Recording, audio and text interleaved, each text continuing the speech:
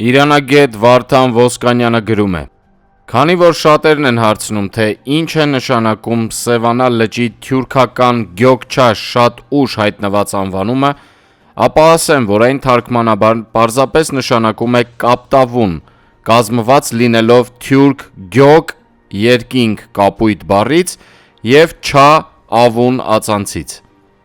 Ժամանակակից ադրբեջաներենում թյուրք գյոկ բառի բառավերջի կն քմայնացման արդյունքում ամբողջապես փոխվել է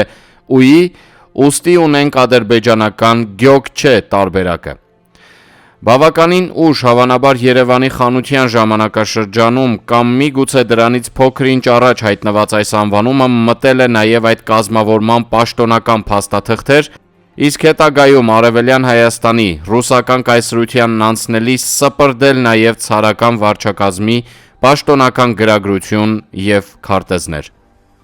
Ուշագրավ է սակայն, որ նույն այդ 19-ից 20-րդ դարասկզբի քարտեզներում զուգահեռաբար կիրառվում է լճի անվան Սևանգ տարբերակը, որը հայերեն Սևան, սկզբնապես միայն կղզու անվանումը, քանի որ լիճն առավելապես հայտնի էր հինավուրց հայկական Գեղամա կամ Գեղարքունյաց ծով անվանումով, անվանման պարսկերենի և թուրքերենի հիմքի վրա ժողովրդական ստուգաբանության արդյունքում աղճատման հետևանք է։ Պարզապես բաղկացած պարսկական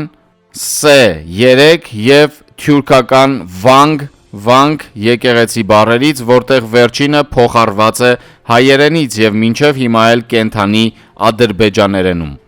Բանն այն է, որ Սևանի, այն ժամանակ կղզում ներկայիս երկու եկեղեցուց բացի կանգուն է եղել ևս մեկը՝ Սուրբ Աստվածածինը, որը 19-րդ դարավերջին փլուզվել է, ուստի պատահական չէ, որ հինավուրց հայկական Սևան տեղանունը պարսկերենի և թուրքերենի հիման վրա ստուգաբանվել է որպես 3 վանգ, եռավանգ։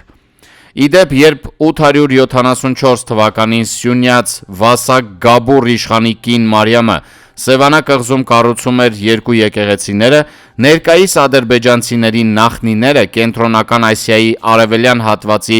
ինչ-որ տափաստաններում սեփական հոտերն էին արածեցնում։